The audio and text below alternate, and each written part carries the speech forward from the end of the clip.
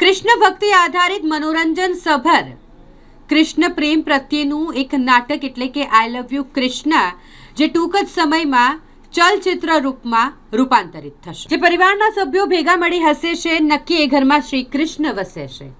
મર્મસ્પર્શી અને ધમાકેદાર સંવાદ સાથે સેંકડો સુપરહિટ અને હાઉસફુલ શો આપ્યા બાદ કૃષ્ણ ભક્તિ આધારિત મનોરંજન સભર વડોદરાની ચક્રરાજ ફિલ્મ્સનું ભવ્ય નાટક આઈ લવ યુ કૃષ્ણ ટૂંક સમયમાં ચલચિત્રમાં રૂપાંતરિત થઈ રહ્યું છે।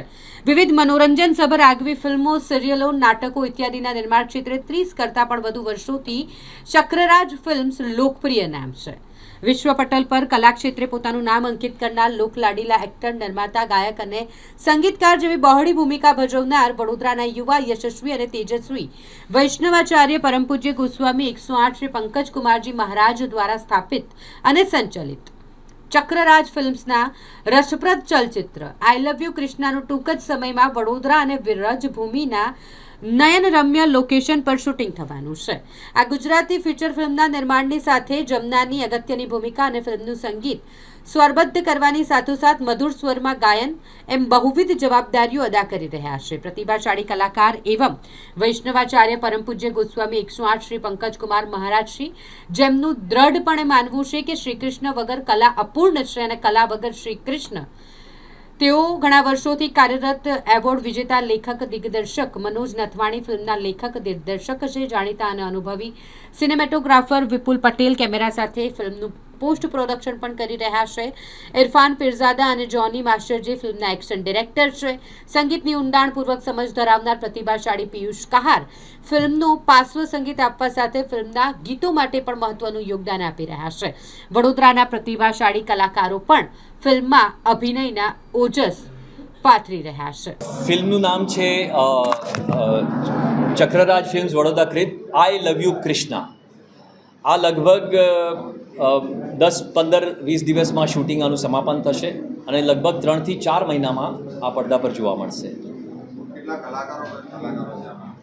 કલાકારો મુખ્યત્વે તો 7 થી 8 કલાકારો છે અને બીજા ઘણા બધા જે કેરેક્ટર આર્ટિસ્ટ હોય છે એ બી છે, તો ઘણું બધું એમાં આવરી લેવામાં એક નાની બાળકી પણ છે, એક નાનું બાળક પણ હોઈ શકે। એમનું પાત્ર એક પારિવારિક બાળકનું છે કે જે અમેરિકાથી આવ્યું છે અને એને કૃષ્ણ ભક્તિમાં રસ પડે છે ને અહીંયા જ રહી પડે છે, એવું એક પાત્ર છે।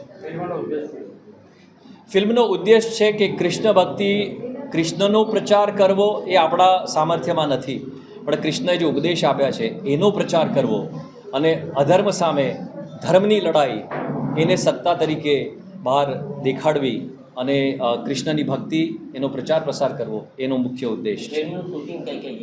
ફિલ્મનું શૂટિંગ વડોદરા, રાજપીપળા અને કદાચ આઉટસ્કર્ટ્સમાં કોઈ જગ્યા અથવા તો બ્રજમાં થશે।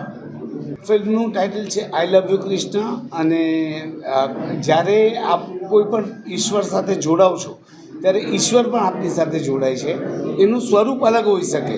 હવે જરૂર નથી દર વખતે ભગવાન મુગટ પહેરીને વાંસળી લઈને હાથ કે જે કોઈ ભગવાન હશે એમના ઓરિજિનલ સ્વરૂપે નહીં આવે, પણ કોઈને કોઈ રીતે આપણા જીવનમાં એમનું હશે ઉપસ્થિતિ।